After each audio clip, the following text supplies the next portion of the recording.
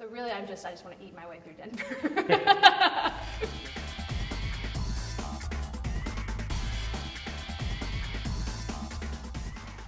Hi, I'm Lesley Shires. I'm an Army brat, but I'm mostly from Fayetteville, Fort Bragg, North Carolina, and Alabama. So I started out as a dancer, and then I got into musical theater, and I loved Bob Fosse and Michael Bennett. So a chorus line and anything that Bob Fosse ever touched was my favorite things. And like the movie version of The King and I was just like the ultimate love story. The food is amazing. Like I got off the plane and was hungry, and I went to the 16th Street Mall and to the Paramount Cafe and got a salad, and it was like the best salad I've ever had. It was the falafel. It was like Marty's salad, but it had falafel in it, and it was so fresh. And I opened it up, and I took a picture of it, which I don't usually take pictures of food, but I Instagrammed it. And so I've been Instagramming all my Denver adventures and like the big blue bear, which I think is so cute. Well, I think, you know, we grew up, you know, Major Dad was a television show, and it's like, it's funny because he's gruff, right? And he's, you know, stern, and then he melts a little bit, but he goes back to that kind of, I'm a general. You know, so like, I know,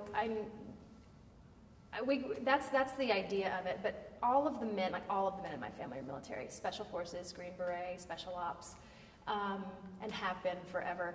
But they are the nicest, softest men, and I think that's the thing that I would want people to know is it's not like I didn't grow up regimented. I had more actual discipline and regiment in the ballet than I did in my house.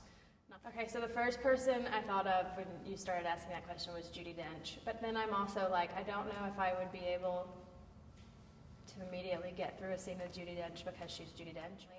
After grad school, I started a charity. My niece was diagnosed with cancer. She had leukemia, and she's now in remission, and she's totally fine. But while, right after grad school, like that first 6 months, it was like, what's my life all about? Oh my gosh. And then that happened, and it was like, oh, this is what life is all about. So I started a charity called Hats for Zoe, and I'll actually, once we get underway with the run, I'll be going to the Children's Hospital here, and what we do is we just, every time I go to a different place and do theater, or friends of mine do, I send hats for kids who've lost their hair, and fun things like fun hats, and hats that don't affect their scalps because their heads get really sensitive after chemo and losing their hair. If we could all just realize that we're all in this together, and it's hard for everybody sometimes, and it's joyous for everybody sometimes, I think that would be my magic wand, is just like, maybe we would all put down our defenses a little bit and say, hey, are you okay? Do you need anything? You know, regardless of race, gender, color, you know, anything.